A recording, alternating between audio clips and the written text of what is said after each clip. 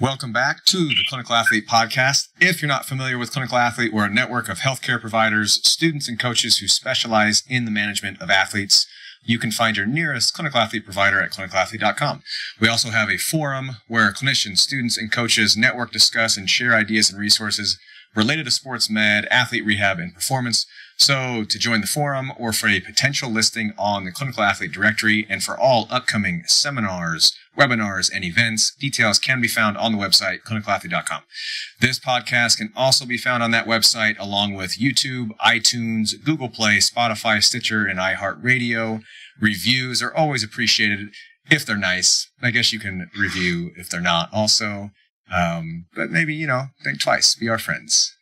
My name is Quinn Hennick. I'm a doctor of physical therapy in Orange County, California at Clinical Athlete Newport, and I'm joined by Jared Maynard, who is the Clinical Athlete Continuing Education Coordinator and a physiotherapist himself at King Physiotherapy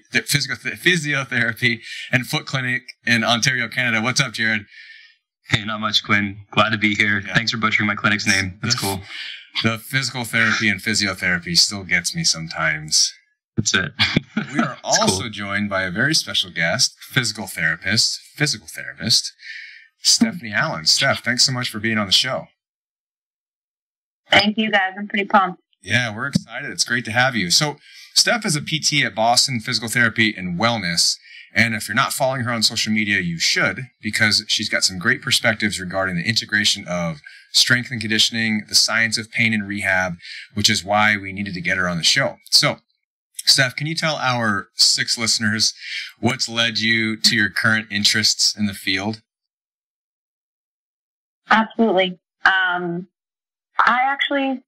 would say that most of it started after college. I did a residency. I went to Ithaca College and stayed in Ithaca to do an ortho residency. I wasn't quite super confident, as probably most students are when they leave school. And so after the residency, one of the questions we might get into is I kind of had a 3 to 5 year plan, and that had already gone off the rails after the residency when they didn't have a spot for me there.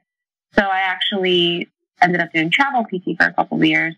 Had always had a little bit of an interest more so in sports in the athletic population, but wasn't 100% sure if that's where I wanted to live. So I was doing travel PT, saw a lot of what I did and didn't want. And then by the time I ended up here in Boston, I had really started to fall in love with sort of the integration of strength and conditioning and outpatient PT, as well as far as if I would put myself into a little bit of a niche or area of special interest, it was more so ACL rehab. And so I've kind of been diving headfirst into that since I've been here. But also a function of my colleagues and the wealth of strength coaches and clinicians and just schools in general in Boston. We have a pretty awesome team that we sort of keep each other on our toes, and we talk a lot about, biopsychosocial pain science integration, but when biomechanics matters, all that kind of stuff. We call each other out all the time. So, yes, my personal interest is ACL and youth athletics more so, injury risk reduction, but we do kind of nerd out on a regular basis. Yeah, you guys have an amazing team there at Boston PT, and you've got a decent background or interest in running as well, don't you? Yeah, I've only really formally been strength training for probably 2.5, 3 years. So as far as training age for running, my training age is much older for that, and that's kind of been a really helpful thing for me, because as I've learned more about strength training and used it with a lot of my patients, we also have a huge endurance population here in Boston, obviously. So around this time of year, actually, we start to get an influx of runners that are trying to go into the marathon healthy. And it's been really helpful for me to be able to sit across from some of these runners or triathletes and say, I can actually attest to strength training being a huge difference in my running and a huge difference in my injuries and lack thereof injuries since I've started doing that. So they can, at least in my experience thus far, they can really pick up on that confidence. And so I would say that it has been extremely helpful to have that sort of as my base. Yeah, it's always an interesting conversation to tell a runner to run a little bit less and lift a little bit more, and that'll actually make them better at running. Pretty amazing. Yeah, you have to kind of go at that artfully sometimes. Totally. So the format of this show is Q&A style. So we're doing another one of those episodes, and we have a bunch of questions from the clinical athlete community, and we're going to answer as many as we can. But just a quick disclaimer, as always, some of the questions we receive are regarding very specific injuries, a few of which are always impossible or unsafe to answer via podcast. So we'd highly recommend you head over to the Clinical Athlete Directory, find a provider in your area or any, healthcare provider who's close, or email us at info@clinicalathlete.com, and we can help try to point you in the right direction. But, other questions that we get are a little bit more general as far as injury goes. So we always do our best to answer, but still kind of recommend you check out the directory or email us. And lastly, we always get way more questions than we can answer during any one show. So if we don't get to yours, there's a decent chance that we'll get to it on a future episode. But let's just jump right in. You guys ready? Oh, yeah. Oh, yeah. Okay. Steph, we always make our guests go first. Sweet. Do you have the questions in front of you? Yeah. Yep, I'm all set. Throw one out there. All right. I actually would like to quickly touch, because this might take a minute or two on each of our parts, but I was actually speaking with one of my coworkers about this a couple of weeks ago. Part of our staff meetings weekly are sort of case studies, and are people that we may be having some trouble with, or cases. So this one I had thrown out to Jared, actually, and this is a good place for it. So she was explaining something along the lines of, how do you manage / what approach do you use with a young, healthy post-op ACL patient who wants to get back to moderate to high level sport, and is kind of pressing you a little bit, expressing urgency and a desire to push themselves and get back as quickly as possible, but at the same time, because her actions aren't necessarily matching up with the compliance, they're not necessarily kind of putting in their time and work with it. And then as you talk to them more, conversations raise your suspicion that he or she has an underlying fear of reloading that knee, and they're adamant about not showing weakness, and that sometimes they're even getting a little defensive. So you're kind of in this rock and a hard place. I know that this is somewhat specific, but I think we can generalize it to maybe working with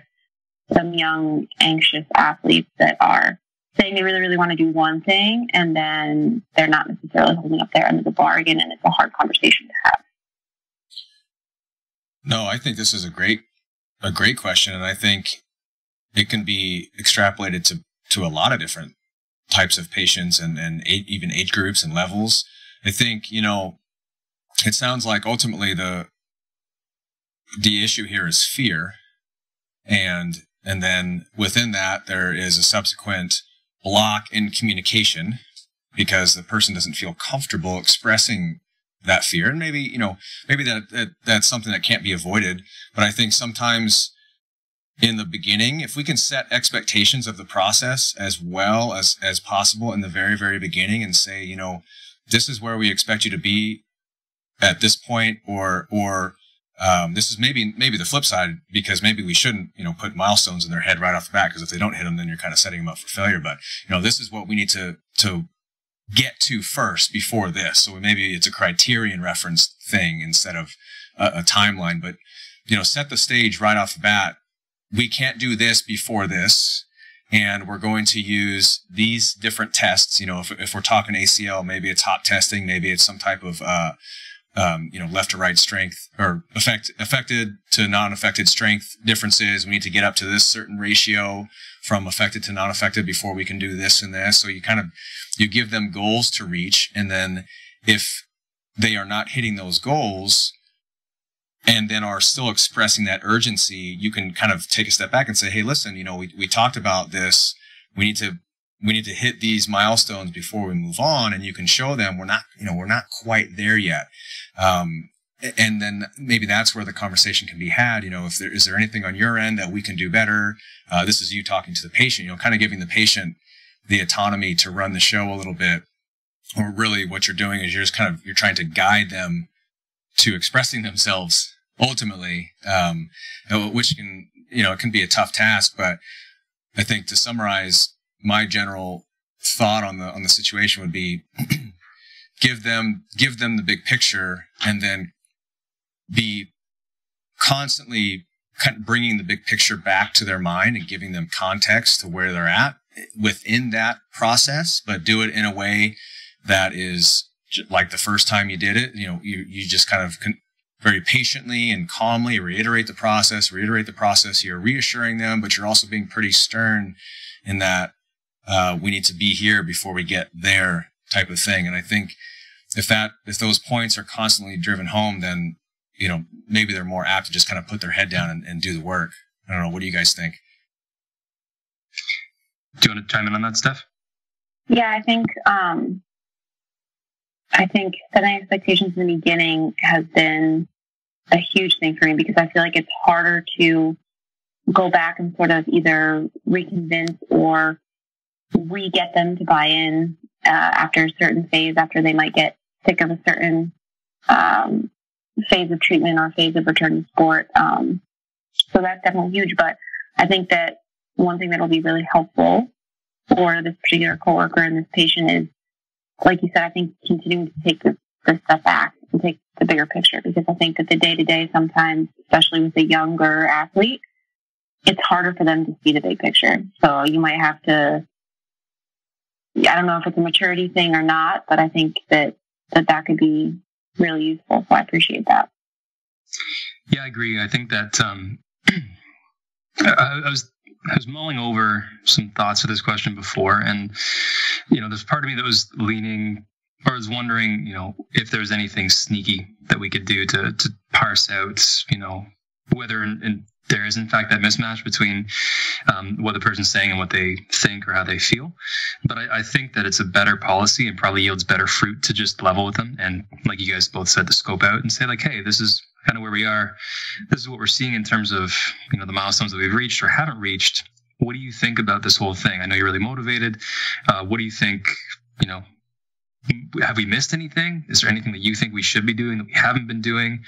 And try to just express your, I guess, concerns, but also in so doing, remind them that your priority is their, them doing well, their well-being, and give them a chance to potentially open up. I mean, there's a chance, of course, they don't, and that's, their prerogative, but it can definitely be tough to navigate.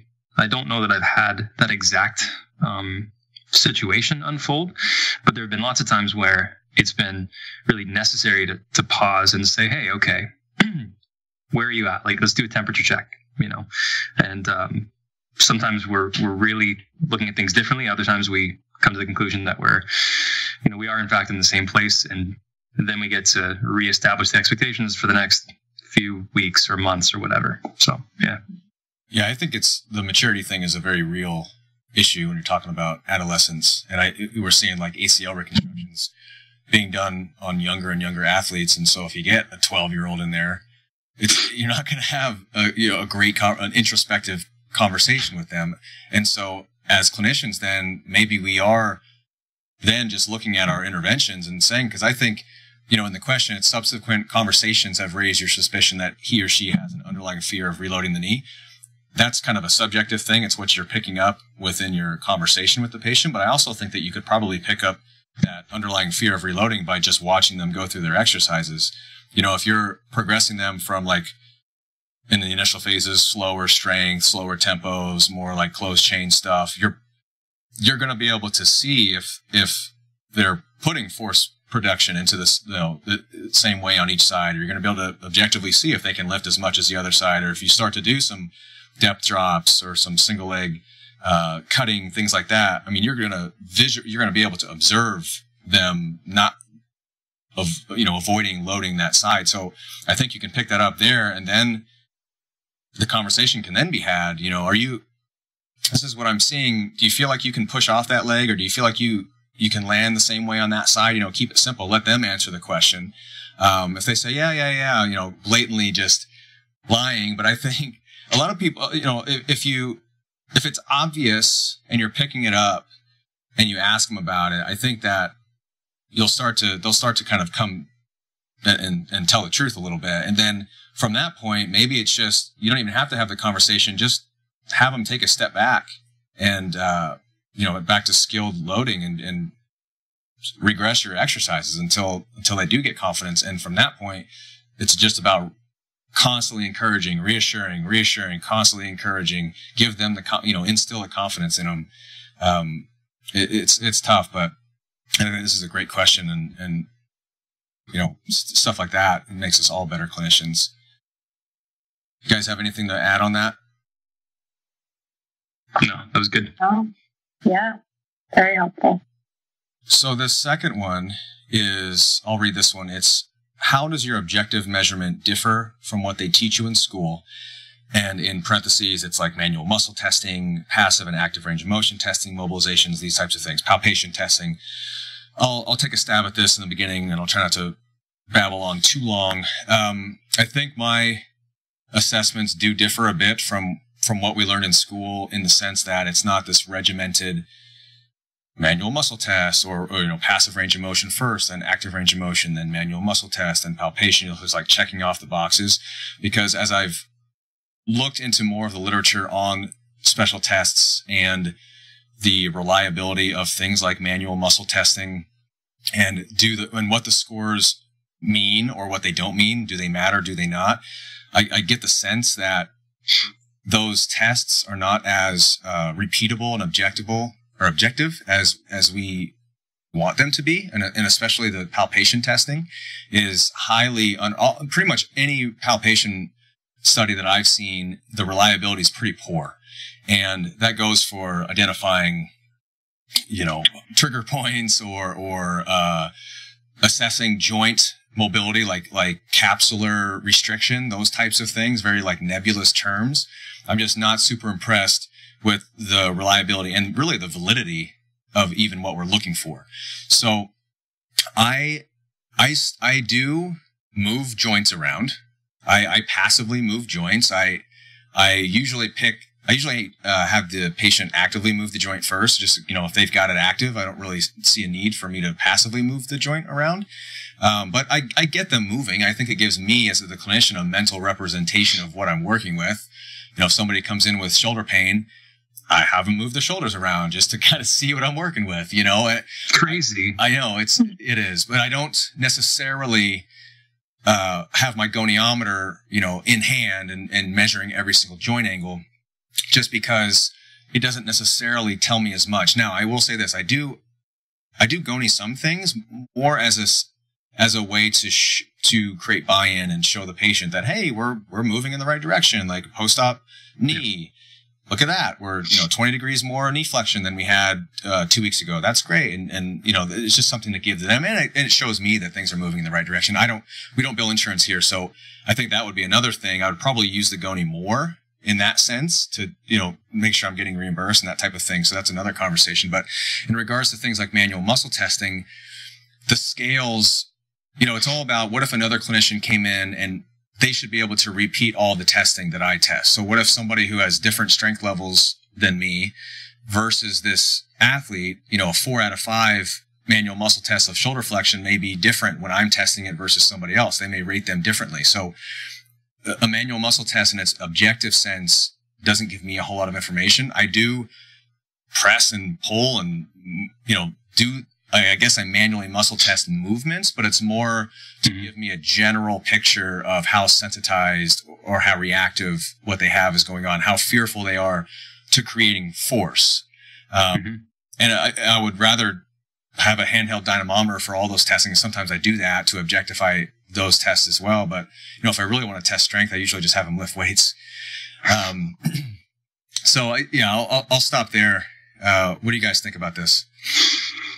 I'll jump in. So I've got a very similar philosophy to you there. I mean, I think that I've moved away from special tests for the same reason, that I don't think that the research would show that they're not all that special after all. And I think that if I've gotten a good, thorough subjective in terms of what's gone on, and if they had any treatments, whether that was helpful or not, all those things, then I just want to see them move. And how I structure the assessment is going to depend a lot on what the situation is and what the person cares about. So, I've had elderly people come in, they just want to be able to garden. So we'll go through some active range. We'll see if they can get into a crouch, if they can get up off of a stool or off of a low chair, stuff like that. And then I've had runners who just want to be able to run better. So we're going to look at them running, or weightlifters, powerlifters. We're going to get them squatting and benching or doing whatever seems to be the issue. And then, I tend to like to focus on active range first. I'll probably do some passive range too. I like it especially in cases of, say, tendinopathy or something, where someone's got a painful shoulder or joint and they can only move it so far on their own. And then I get them to lie down, get them relaxed. I'm like, oh, hey, look, your shoulder can move this far, and it doesn't hurt nearly as bad as when you did it. That tells us the joint is intact. There's something else going on that's keeping it sensitive. So just to show them they're not as broken as they might have thought they were.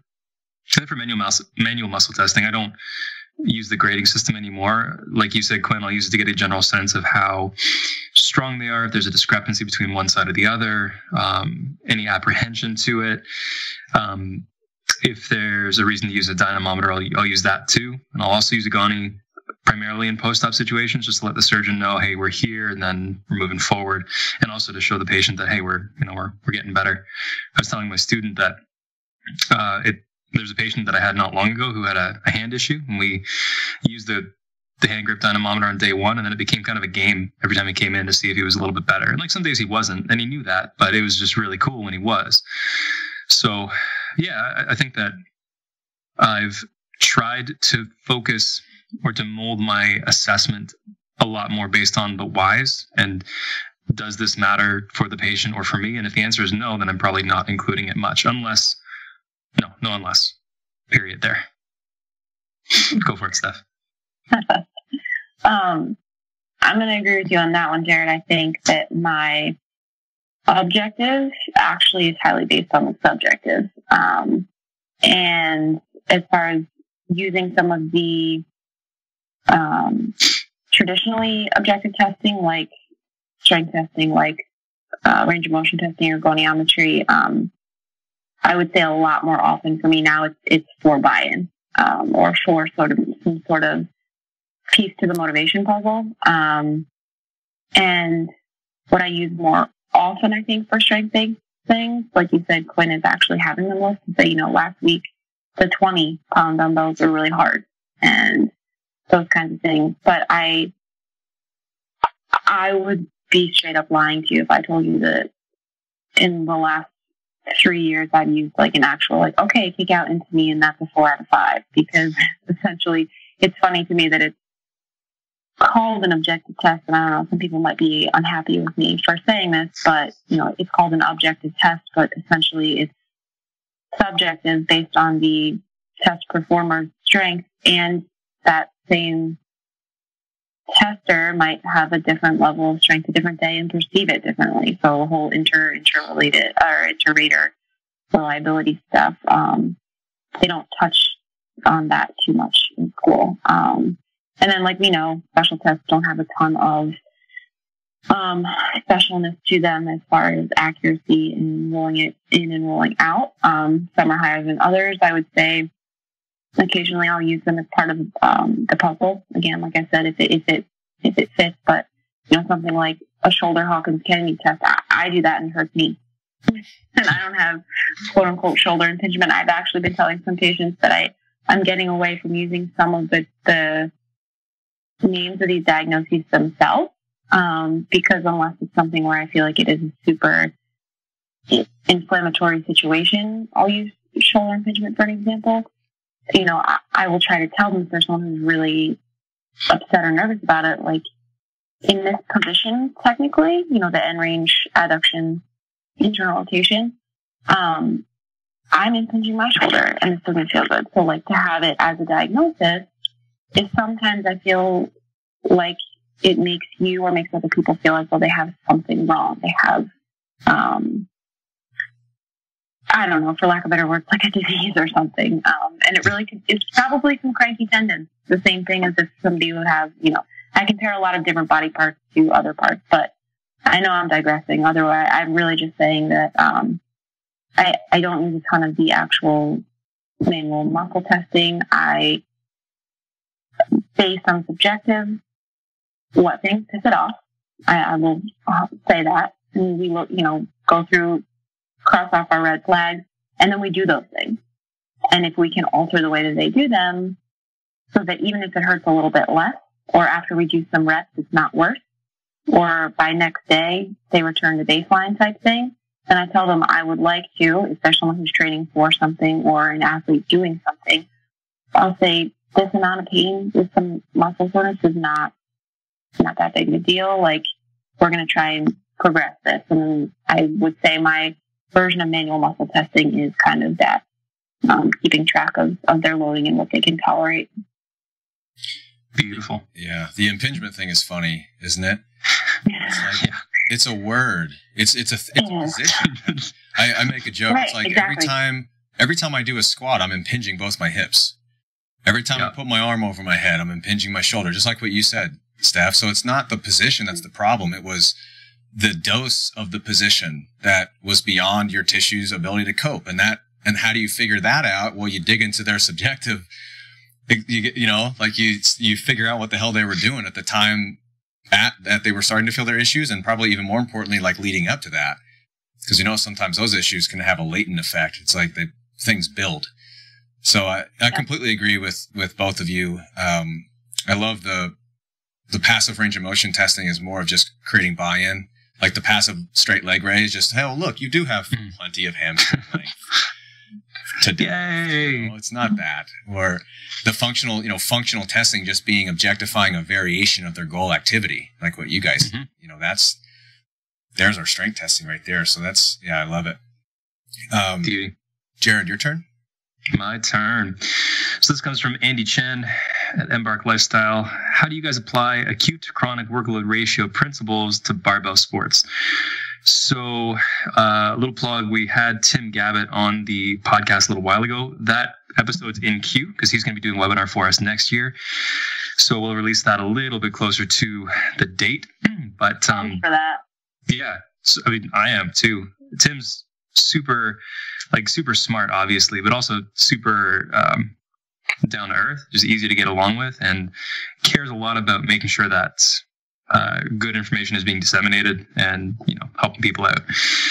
So I don't think, and you guys can chime in if I'm off base or if I'm right, but I don't think that we have any data specific to barbell sports as of yet. It's been mostly field sport athletes, right?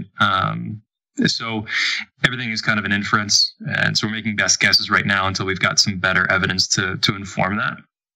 But if it seems like an acute to chronic workload ratio issue, there's nothing crazy, no red flags, no big traumatic mechanism injury, and we can kind of rule those out comfortably, then I like to look back at an athlete's training log. So I'll do this when I'm coaching athletes in general. And also, if I'm seeing someone in clinic, I'll ask them, hey, next time I see you, bring your training log if you have one, and let's go back. I don't know, as far back as is relevant. Like, I probably don't need to sift through a year's worth of training data, but maybe as far as is relevant in terms of the issue that they're currently faced with. So if their problem started a month ago, let's look at last month and the month before, maybe the month before that, just to get a feel for how things are. And I'm mostly interested in the movements that are most affected and other movements that are using those same body parts, because it's all going to generate some sort of stress on the affected body part.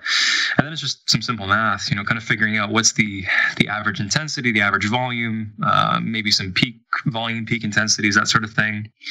And then figuring out, okay, we were working with these numbers before.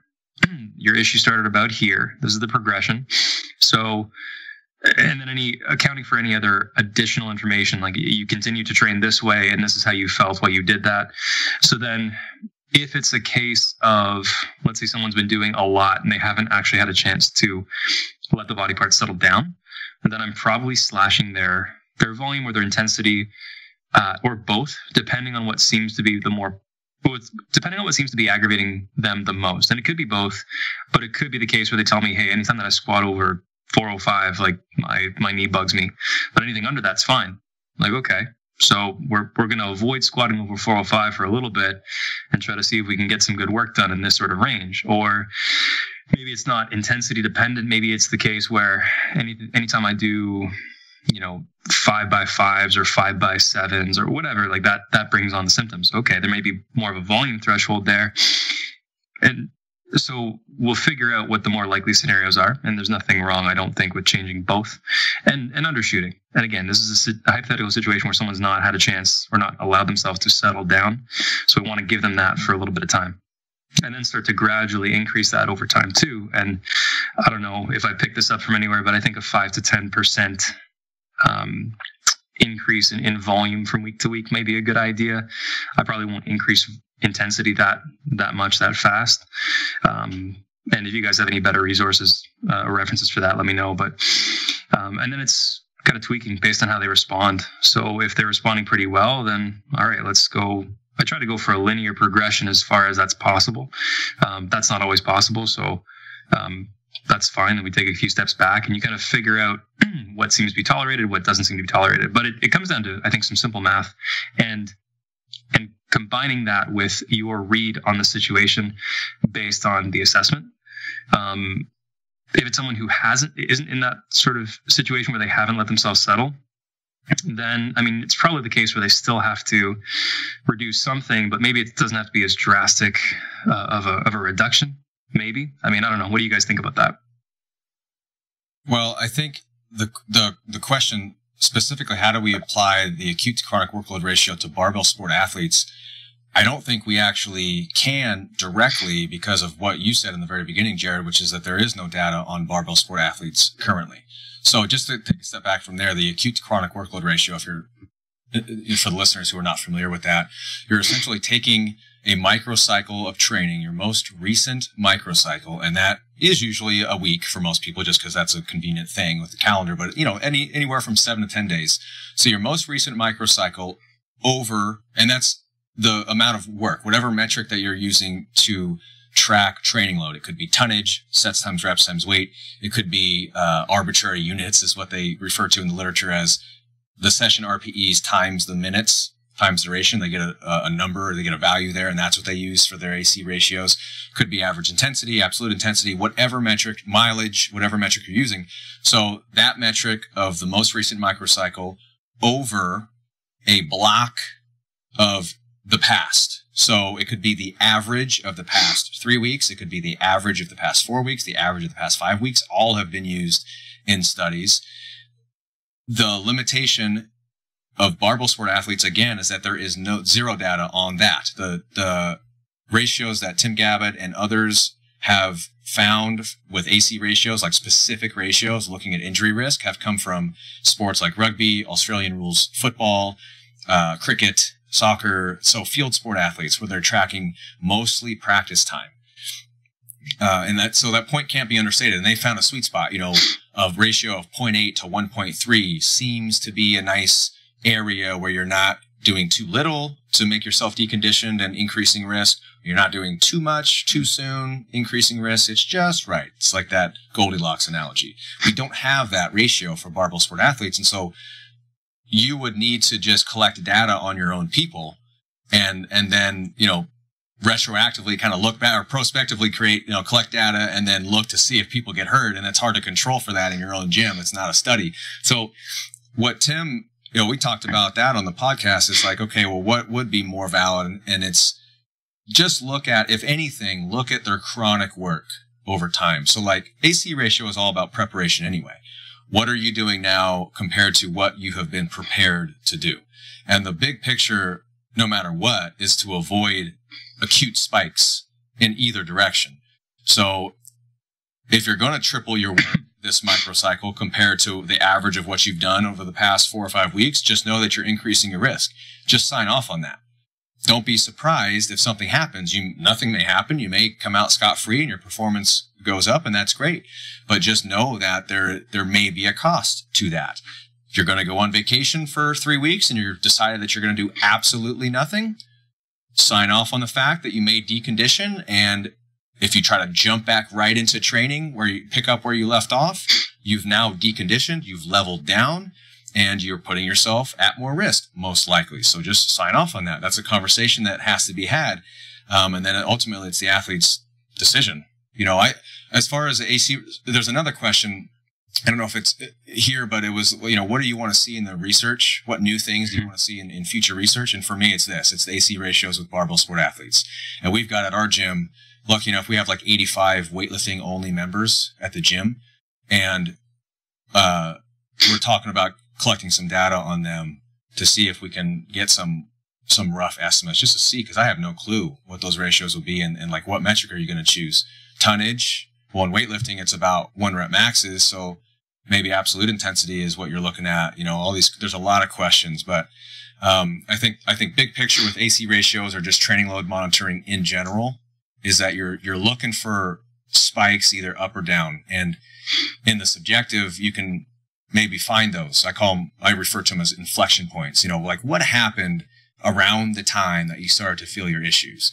Did you change programs? Did you start your 10 by 10 German squat volume at the same time that you were training for the Boston Marathon or the CrossFit Open? Did you change coaches? Did you change jobs where your sleep was affected? Maybe your training didn't change at all, but your life changed, and that's going to fill your stress bucket up as well. So it's like, you're looking at the big picture here, and don't be married to the specific AC ratio just yet, because there again is none for barbell sport athletes. Steph, what do you think about all that? I'm actually this is an area, again, I'm excited to learn more about. Jared sent me a bunch of resources. Thank you, Jared. No problem. But what I think I've gotten most out of it thus far is yes, there's not, it might be a strength and a weakness in the system itself. I think that it is sort of adaptable to different sports, even though specifically barbell is not as well defined as some of the field sports. So I think that could, in my mind, end up being a strength of it, as they kind of play around with it being a little bit more objective.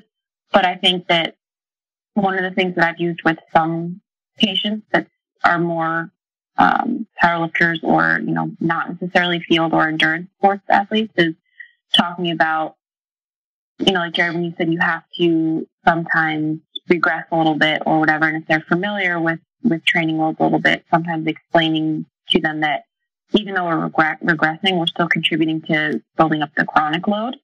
And then that's going to make you a little bit more, I guess, adaptable or in the future, reducing your risk a little bit that way. Because sometimes people don't want to hear, okay, let's go back to this, or let's regress a little bit, especially athletes that are working out like, I want to reach 80% on RM for whatever it is. So it's tough because we don't have all that data for barbell athletes. But I think just using some of the concepts for now, as we're learning more about it, can be helpful to reframe it for them, but also explain to them that we're using this mix of subjective, objective of a system to help progress them while decreasing their risk. Just you said it there. I was going to mention it if you didn't, but it's hard to get that buy-in. Hey, we're gonna pull back, and the person's like, no, that's the opposite of what I want. And you have to sell them the fact we need to do this so that you can be better. If anybody's not familiar, the Instagram account Frustrated Strength Coach is fantastic, and it reflects a lot of my life. Oh yeah, you should check that out. It reflects a lot of my life as a PT as well as a strength coach. I've appreciated it more over the years, but yeah, that buy-in's hard sometimes. Whose turn is it? All right, I think it's Steph. I think you're going to bring us home with one more question. Well, okay. Yeah. Let's do. Hey, Steph, can you do the residency one? Neither Jared or I have done a residency, and you have. Right. Okay. So am I asking it and going for it? Yeah, first? ask it. answer it, and then I'll give my thoughts, my perspective on as somebody who hasn't but still wants to. Okay. Cool. This one is from our girl Taylor Eccles. What's your advice for soon-to-be graduates? I'm sorry. Totally sorry. I read the wrong one. I do that all the time. You can do Taylor. I mean, hi Taylor anyway, but it's probably they probably sort of intertwine a little bit. From Tom Laws 3. Advice on doing a residency, is it worth it? And if so, does it lead to better pay and better jobs? I am going to be candid about this. I don't at all regret the residency that I did for a couple of reasons. The first and foremost best reason is that my mentor and the director of the program was very much so influenced by biopsychosocial and pain science concepts. So through everything biomedical I was learning to take the OCS, that stuff was sort of sprinkled in for me. And I feel like that's a little bit of a unicorn of a situation, because at least at the time that I did the residency, 2014 now, going on 5 years, that was not really, especially when I first got out of school, that was not something that we had in school or that really was commonly discussed or even considered outside of school. So for that reason, and the people that I worked with and the mentorship that I got and all that I learned, even manual skills got better. But I wouldn't say that any of that got me the jobs that I have, or had really much to do with pay. Some places will up you just like teachers get a master's and they get an increase in some pay. But it's not anything astronomical. And I am not saying this to downplay residencies, because for some people it's the right thing. And it helps, especially new grads, with confidence in some areas. And if you have a really, really good mentor, absolutely go for it. I just also, in the same breath, don't want students and new grads to feel as though it's something that they have to do to set themselves apart, because you set yourself apart.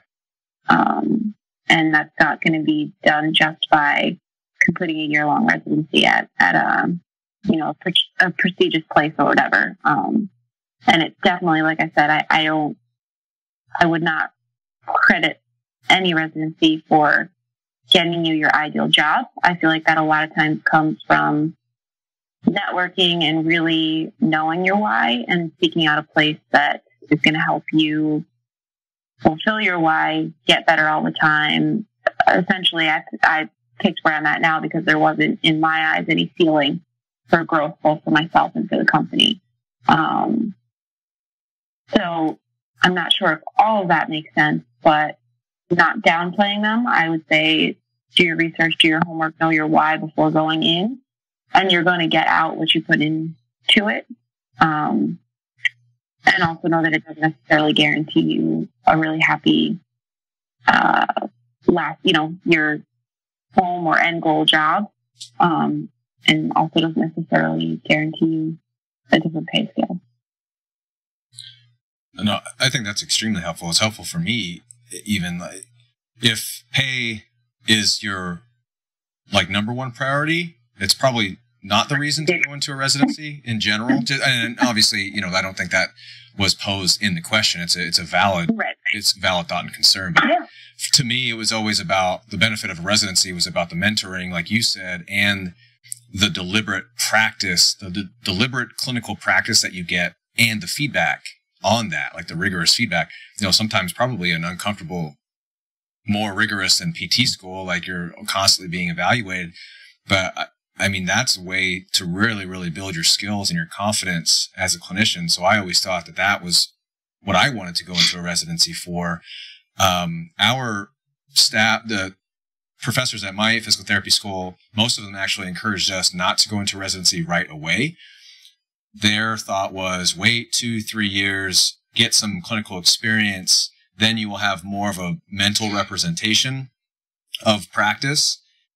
And then you can go into a residency and you'll have kind of be more well-rounded, be able to take the feedback a little bit better, have, not be so overwhelmed with the rigor the rebuttal to that was always, once you're not a student anymore, it's real hard to go back and then be a student again, and then to potentially take a pay cut with the residency and time too. Steph, what are your thoughts on somebody doing a residency right out of PT school, like just get it done, versus waiting 2 or 3 years? Do you have any preference on that?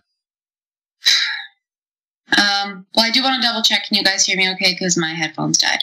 Okay. Yeah, we're good. Yeah, we're good. Okay. I think that looking back on it now, I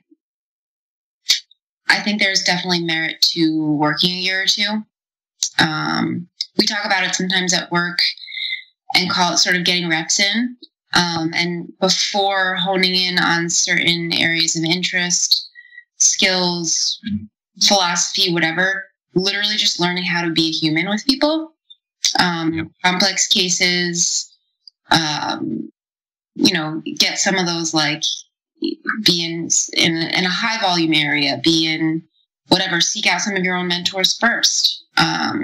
Because that's 100% an option, and you might end up coming up with a situation where you do want to hold off for another year or two because you have basically an informal mentorship set up with either someone you work with or someone you've reached out to. So I definitely, like I said, my situation was a little bit different than most, I think, but I also do think that even with that situation and the amazing mentor that I had, that I probably would have gotten a little more out of it on some other levels besides some of the actual skills and clinical or instead of just the skills, more so on clinical reasoning, and more so on some of the humaning stuff that if I had waited a year or two. So that would be my advice now. But like I said, if you've already been doing your homework, you know the place, you know who your mentor is going to be. It doesn't necessarily make it that that's the answer for everyone, but I would still argue that for most, there's some merit in getting some time under your belt with patients beforehand. What do you guys think about one more, since we started to kind of ask it anyway, is Taylor's question about the 5-year plan, which is great because, Steph, in your intro, you mentioned how your 5-year plan was a little bit off the rails at some point, right? So the question was, let me pull it up here. What's your advice for soon-to-be graduates who are trying to make a 5-year plan? And Steph, why don't you take a crack at that? I laughed a little bit at that, and I'll probably talk to Taylor later about it. But I answered that exact question to a student at Ithaca when we went to go speak a couple weekends ago, Zach and I, and it was funny because my entire presentation was on how you don't necessarily, basically, for lack of a long story short, you don't have to have everything figured out, and likely the plan that you have in your head, if you have one, is not going to be how it goes. So he said, he's like, I am that student that has the 5-year plan. Would you say I should? Like, because I think I probably created an existential crisis for him there for me. But essentially, I would say it's not bad to have that plan coming from a planner, a type A person. But I think the bigger thing is to not necessarily be locked into how you're going to get from point A to point B.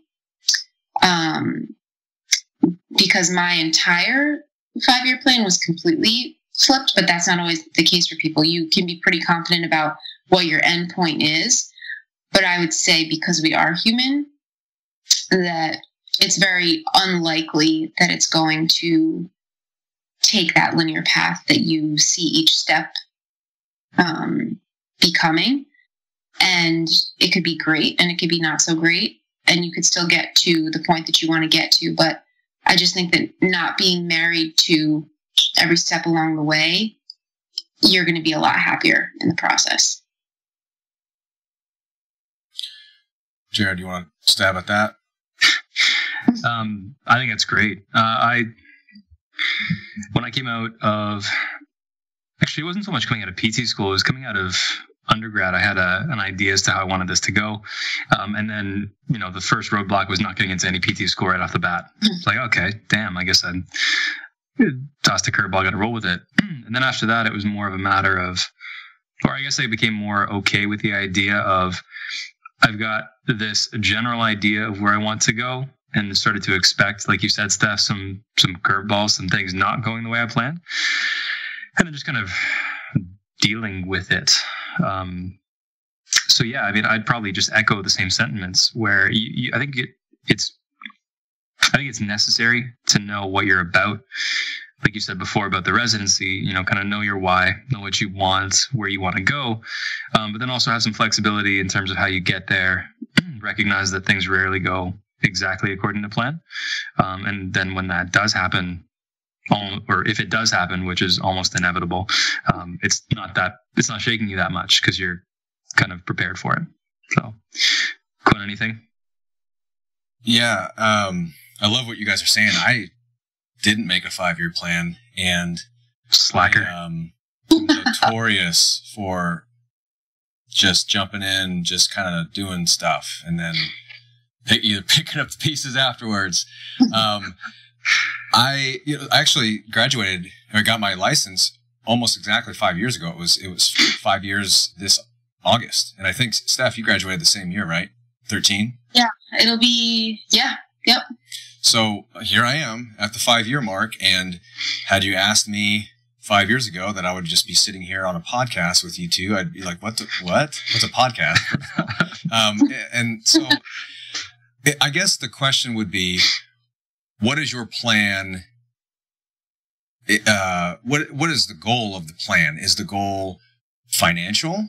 Is it a 5-year financial plan? I think what happens is their 5-year plans are too all-encompassing. It's like they expect their 5-year plan to encompass they're going to be financially free, plus they're going to be in the dream job, plus their dream house. Like they think that it's all going to happen together at the same time. And I think, first of all, you didn't go into physical therapy for financial freedom. Like that, if that was your first, I mean, you could get there, obviously you could get there, but like if that was your first thing, you're not going to PT school for that. So I think you have to have separate plans. Like, do you have a 5-year plan for financial freedom? Okay. That's separate from your PT career. That's you saving and investing and all those types of things that are separate. If now then you have a 5-year plan for your professional life, like what type of PT does that mean? You think like 5-year plan, I want to own my own clinic. Not necessarily. Like what type of clinician do you want to be? And that's harder to objectify. My thing is just like, I just love to learn and I want to soak up as much knowledge as possible, but that's really hard to put a plan on. So maybe you don't have a 5-year plan for like your clinical knowledge, but what you have are weekly, monthly, and quarterly goals for something like that. Like I want to join a research group, or like something like that, like a journal club where you're reading literature and you're going over articles once a week, something like that. Or I have a goal to read this many books, or I have a goal to get this many mentoring hours per week or per quarter. I think that from a professional standpoint, maybe that's better than a 5-year plan, because gosh, there's just so much that can change in 5 years. And not just in your life, but like you also, your interests and what you believe. Like my mental representation of clinical practice 5 years ago is completely different than it is now. It's amazing. And I expect it to be very different 5 years from now. And if it's not, it's because I got bored and stagnant. So I guess that would be my advice is figure out what exactly a 5-year plan is for, and then maybe start to chunk that into shorter term goals to lead up to that. And you may find that the 5-year plan is maybe not necessary or a little bit more nebulous, and now it's a year plan or a 3-year plan. That's what I got there. Coming from the guy who doesn't make plans. So I probably just ruined people's lives. But no, you should write a book. I'd buy it. Yeah. When I decided to move to California, 2 weeks later, I was in a car driving to California. My car packed with as much shit as I could get into it. So that is dedication. Well, it's a man who knows what he wants. Again, yeah, and then sleeping on somebody's couch for 3 months until I found an apartment out here. That was my life. But that somebody was Chad Wesley Smith. I mean, that's a great couch. Yeah, this is true. It's a big couch. You guys got any other thoughts on that? Not me. No, I dig it. It's a good question. Shoot. I think we'll wrap it up there. Steph, maybe Jared, you can talk about this, but Steph's going to do a webinar for us. Absolutely. Steph, it's February, right? That's what we agreed on? Yes. Beautiful. I want to tell the lovely listeners, all 6 of them again, what it's going to be about. I was planning to head more ACL, but a little bit more into the psychological impact of injury and return to sport. I think that's a little bit untapped and even in my own mind. So I think that it will be sort of function on 2 levels, a place that I want to learn and grow a little bit more, but also hopefully help to get the word out a little more. I think it can be extrapolated to not just ACL. I think that the reason I'm going with that is my own interest, but also that there does seem to be a lot of attention surrounding that specific injury. So beautiful. We got to get you back on the podcast before that webinar to talk about that. Would that be cool? I can do that in December. That's going to be my in-service for work. So I think that I'm going to work a little smarter, not harder in that sense. Yeah. Keep developing that. So yeah, we can talk about that. Awesome. Well, thank you so much for being on the show. Where can people connect with you? We sort of all share usage of the Boston PT and Wellness Instagram page. That's just at Boston PT Wellness. I'm a lot more comfortable on Instagram than other platforms, and that's just at stephAllen.dpt. Facebook, just Steph Allen. And yeah. Awesome. We look forward to that webinar. Gotta get my ducks in a row for that one. I'll have my popcorn ready. Thanks so much, Jared. Thanks again. You're the man. My pleasure. And well, you're kind. You're the man. You are the man. You're the man. No, you. No, you. No, you. Stop. All right, I'm ending this. I love you, man. Yeah. Bye, everyone. Bye.